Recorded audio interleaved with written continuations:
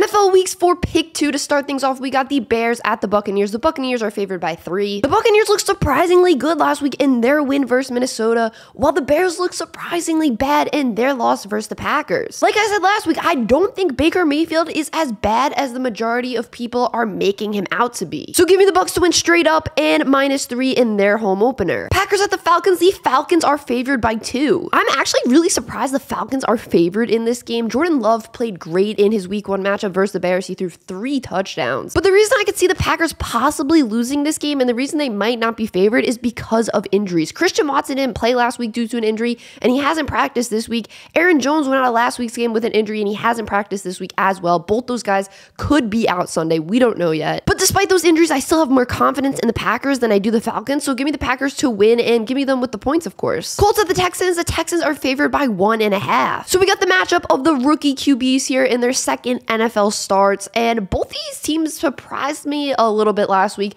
I kind of expected them to play worse, but they both had their good moments, especially the Colts, who were pretty competitive with the Jaguars last week. The Colts might have impressed me a little more last week than the Texans, but I feel like the Texans are a more well-rounded team, I guess. This is a really tough one. I'll say give me the Texans to win straight up, but give me the Colts plus 1.5. I don't know. I'm kind of hedging there. Seahawks at the Lions. The Lions are favored by 5. The Seahawks got destroyed by the Rams in week 1, which is a pretty big shocker. So this is the home opener for the Lions, and I think they're going to have a crazy home field advantage because you know this stadium is going to be going crazy after their week 1 win versus the Chiefs. So give me the Lions to win straight up, and I'll take them -5. Chargers at the Titans. The Chargers are favored by 3 on the road. The Chargers lost a high-scoring game last week versus the Dolphins where Tua and Tyreek Hill absolutely torched their secondary. The Titans lost by 1 versus Saints, but Ryan Tannehill had an atrocious game, completing less than 50% of his passes and throwing 3 interceptions and no touchdowns. DeAndre Hopkins also hasn't been practicing due to an injured ankle, so I believe the LA defense will be under way less duress than they were last week. Give me the Chargers to win this one straight up and cover the 3-point spread. Ravens at the Bengals. The Bengals are favored by 3. Both these teams didn't impress me in week 1. Obviously, the Bengals were more of a disaster. The Ravens, they won, but I feel like they should have been more dominant early on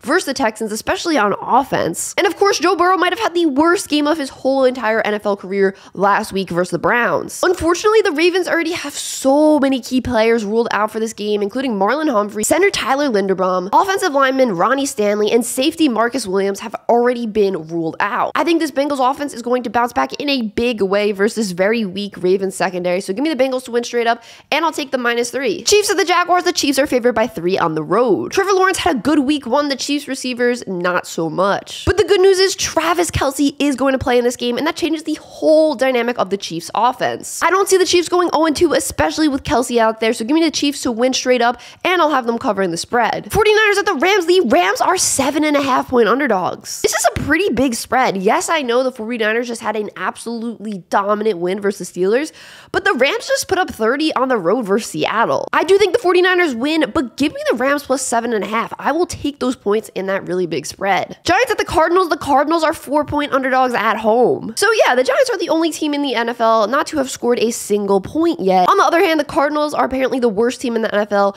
Maybe they're tanking, as some say, but honestly, they didn't play as bad as I thought they would versus the Commanders. They only lost by 4. I'll take the Giants to win this game straight up, but give me the Cardinals plus 4. I took the Cardinals with the points last week, and it worked out, so give me them again with those points. Jets at the Cowboys. The Jets are 8.5-point dogs. We got a really big spread here for 2 teams that have really good defenses. These might be 2 of the top 3 defenses in the league right now. What I believe is going to decide this game is who plays better on offense. Zach Wilson didn't look great last week for the Jets, but in my opinion, he looked better than last season, and I want to see how he looks when he actually has a full week of first-team reps under his belt. Dak really didn't have to do much in the game versus the Giants, so his stat line wasn't the best. It was pretty boring, pretty bland.